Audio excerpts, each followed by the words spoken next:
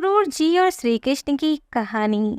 बात उस समय की है जब श्री कृष्ण का जन्म नहीं हुआ था। कंस ने आकाशवाणी को सुनकर अपने पिता राजा उग्रसेन को बंदी बना लिया था और खुद राजा बन बैठा था। अक्रूर जी उन्हीं के दरबार में मंत्री के पद पर आसीन थे। रिश्ते में अक्रूर जी वासुदेव के भाई थे। इस नाते से वह श्री कृष्ण के काका थे। इतना ही नहीं, अक्रूर जी को श्री कृष्ण अपना गुरु भी मानते थे। जब कंस ने नारद मुनि के मुंह से सुना कि कृष्ण वृंदावन में रह रहे हैं तो उन्हें मारने के विचार से कंस ने अक्रूर जी को अपने पास बुलाया। उसने अक्रूर जी के हाथ निमंत्रण भेजा। कृष्ण और उनके भाई बलराम को मथुरा बुलाया।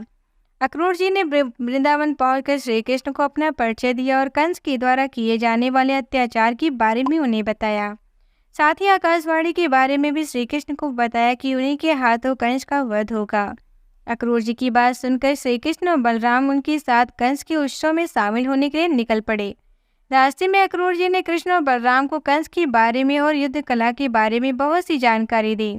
इस वजह से श्री कृष्ण ने उन्हें अपना गुरु मान लिया। मथुरा पहुंचने के बाद श्री कृष्ण ने कंस को मार गिराया और मथुरा के सिंहासन पर वापस राजा उग्रसेन को बैठा दिया और अक्रूर जी को हस्तिनापुर भेज दिया। कुछ समय के बाद कृष्ण ने अपनी द्वारिका नगरी की स्थापना की। वहां पर अक्रूर जी पांडवों का संदेश लेकर आए कि कौरवों के साथ युद्ध में उन्हें आपकी सहायता चाहिए। इस पर कृष्ण ने पांडवों का साथ दिया जिससे वो महाभारत का युद्ध जीत सके।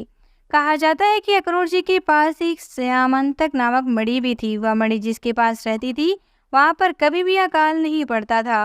महाभारत के युद्ध के बाद अक्रूर जी श्री कृष्ण के साथ द्वारिका आ गए थे। जब तक अक्रूर जी द्वारिका में रहे तब तक वहाँ खेती में अच्छी फसल होती रही, लेकिन उनके जाते ही वहाँ अकाल पड़ गया।